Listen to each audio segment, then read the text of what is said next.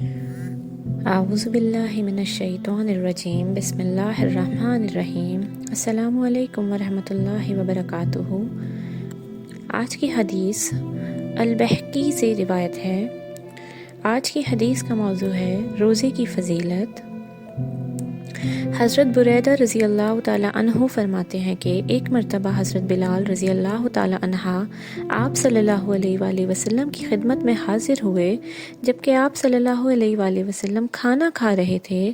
بس فرمایا آپ صلی اللہ علیہ وآلہ وسلم نے بلال کو آواز دے کر کہ آؤ کھانا کھاؤ۔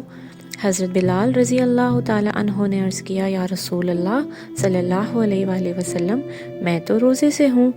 بس فرمایا آپ صلی اللہ علیہ وآلہ وسلم نے کہ ہم تو اپنا رزق کھا رہے ہیں اور بہترین رزق بلال کا جنت میں ہے۔ بلال، کیا تم جانتے ہو کہ روزے دار کی ہڈیاں تسبیح پڑھتی ہیں اور فرشتے اس کی بخشش کی دعا کرتے رہتے ہیں جب تک کہ اس کے سامنے کھانا کھایا جاتا رہے۔ سبحان اللہ، سبحان اللہ، جزاک اللہ خیرا کثیرا۔